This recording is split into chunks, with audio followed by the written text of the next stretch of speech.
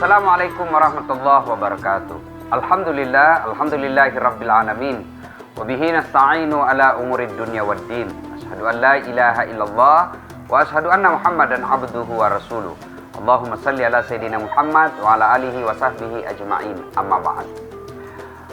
Ibu bapak, saudara-saudara sekalian, jumpa lagi saya bersama Das'at Latif dalam acara Hikmah di Balik Kisah. Kali ini kita akan menguraikan lagi kejadian-kejadian di seputar kita yang tentu sangat ada faedah yang bisa kita ambil apabila kita mengambil hikmah dan pelajaran dari kisah tersebut. Apa saja yang kita akan uraikan? Saksikan tayangan berikut ini.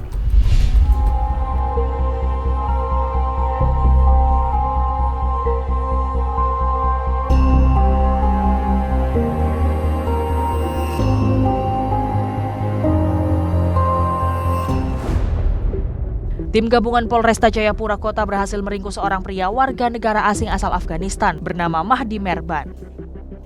Pria ini adalah pelaku pembunuhan di kawasan Holtekam, Jayapura beberapa waktu lalu. Yang lebih sadis lagi, pembunuhan dilakukan ternyata didalangi oleh istri korban, Brigita Legina Helu. Istri korban dan Mahdi rupanya berpacaran. Polisi juga sudah menangkap sang istri. Kapolresta Jayapura Kota, Kombes Pol Gustaf Urbinas mengatakan pembunuhan itu juga sudah direncanakan dan diskenariokan. Dari hasil forensik diketahui korban ditusuk di bagian kepala sebanyak 20 kali. Polisi menetapkan Mahdi Merban dan istri korban sebagai tersangka dan akan dijerat dengan pasal 340 KUHP dan 338 KUHP dengan hukuman penjara selama 20 tahun.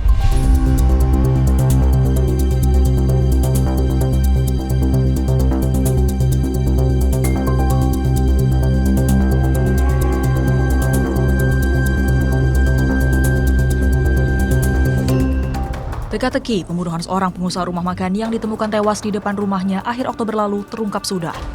Korban saat itu ditemukan dengan luka akibat senjata tajam di bagian kepala, pinggang, dan tangan, sehingga diduga korban pembunuhan. Korban ternyata dibunuh oleh istrinya sendiri, Nelly Wati.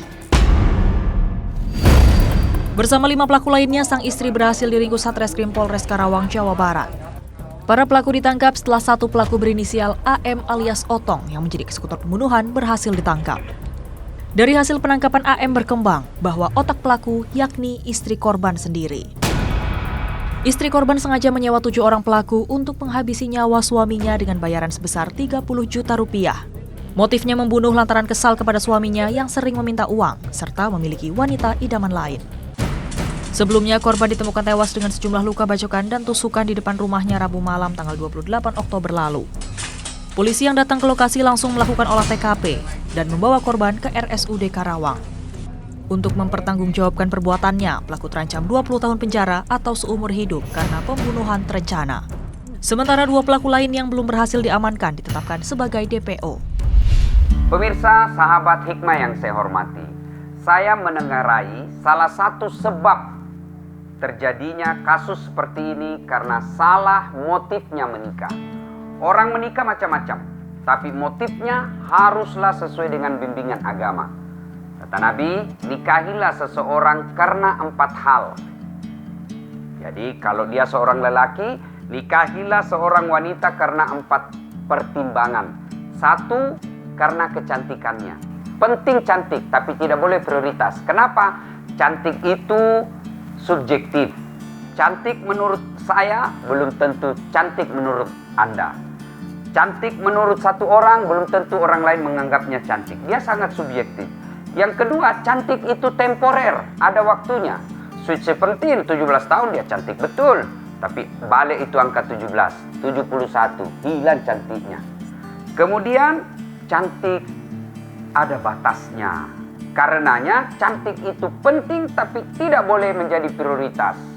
Yang kedua kata Nabi, nikahilah seseorang karena keturunannya. Tapi tidak boleh prioritas. Kenapa? Ada orang bapaknya Nabi, anaknya menjadi pengkhianat. Nabi Nuh. Ada orang bapaknya pengkhianat, anaknya jadi Nabi. Ibrahim alaihissalam. Jadi perlu kita cari keturunan baik-baik, tapi tidak boleh menjadi prioritas. Karena bisa jadi anaknya, bapaknya seorang yang tercela, tapi justru anaknya mendapat hidayah. Kemudian yang ketiga kata Nabi, nikahilah seseorang karena kekayaannya. Islam tidak melarang memilih orang yang kaya, tetapi tidak boleh menjadi materialistik. Apa bedanya? Kalau materialistik menghalalkan segala cara, yang penting dapat hartanya. Dia menikah meskipun beda agama, dia tidak jadi masalah, yang penting dapat hartanya. Ini tidak dibenarkan. Kemudian yang keempat, kata Nabi, nikahilah dia karena agamanya. Mahasiswa saya bertanya, Ustadz, kenapa agama nomor 4? Mestinya kan agama nomor 1. Ingat, agama betul nomor 4, tapi dia tidak titik di situ. Koma, utamakan agamanya, karena dengan agama kau akan mendapat semuanya. Ada perempuan cantik, tapi akhlaknya jelek. Ada lagi akhlaknya baik, mukanya lagi kesurupan. Ada lagi keturunan baik-baik, mukanya lagi hancur. Ada lagi kaya, tapi akhlaknya jadi jelek. Mendapati perempuan, dialah cantik, dialah keturunan baik-baik, dia pula kaya, bagus lagi agamanya. 100 perempuan, belum tentu ada 1. Kalau ada kau dapat, tunjukkan saya juga masih mau. Sahabat hikmah yang saya hormati, kasus seperti ini tentu karena salah memilih motif menikah. Kalau Anda menikah karena membayangkan tempat tidur, maka siap-siaplah kecewa.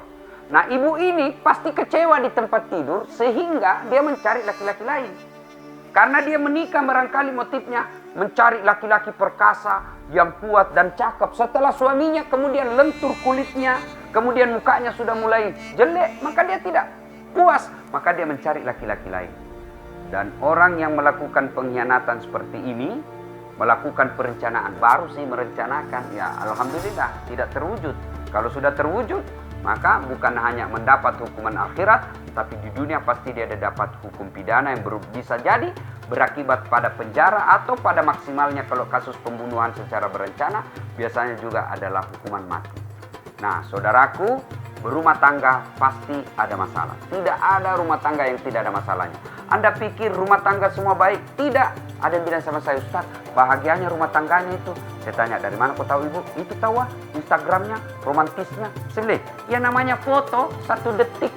Sudah itu share, 3 menit saja. Selesai. Kita tidak tahu apa yang selanjutnya. Kabodoh itu kalau dia bertengkar, baku tarik rambut, baku maki-maki, dia shooting, baru dia share ke videonya. Di Instagramnya, beleng-beleng itu namanya. Tidak mungkin. Pasti yang di-share yang baik-baik. Ya kan? Apalagi kalau ibu-ibu tidak pernah dipasang fotomu di HP, di medsosnya suamimu, tiba-tiba dijadikan wallpaper. Hati-hati. Biasanya laki-laki yang begitu baru saja melakukan pelanggaran. Kalau saya ditulis sama istri saya, dia bilang, kenapa kah itu tidak pernah kau pasang-pasang fotoku di dompet? Kenapa itu tidak pernah kau pasang wallpaper di HP ku? Saya bilang, untuk apa? Nah, saya sudah hafal mukamu.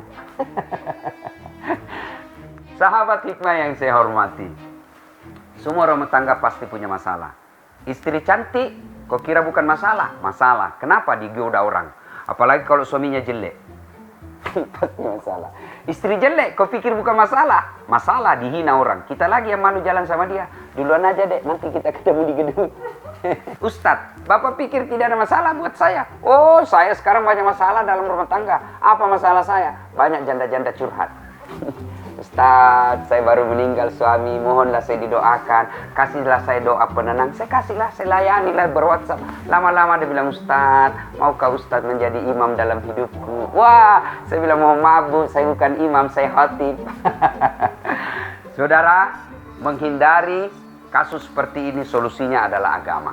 Dan ketika ada masalah dalam rumah tangga, percayalah, masalah dalam rumah tangga pasti ada. Tidak ada rumah tangga yang tidak ada masalahnya. Yang jadi masalah adalah mau tidak kita sabar dalam menghadapi masalah itu. Tidak ada ilmu yang paling tinggi dalam menghadapi masalah rumah tangga kecuali sabar. Biar Anda ulama, biar dia profesor, biar dia ahli motivator, kalau tidak ada ilmu sabarnya, tidak ada semua gunanya. Rumah tangga yang penuh dihiasi dengan kesabaran kedua belah pihak, insya Allah akan mudah mewujudkan keluarga yang bahagia. Maka itu saya sudah menjadi sesat dan menyesatkan. Inilah disebut setan dalam wujud manusia. Pacaran, belum lagi kau menjadi setan, baru kau jadi sesat. Tapi ketika kau ajak pacarmu, kau sudah sesat dan menyesatkan.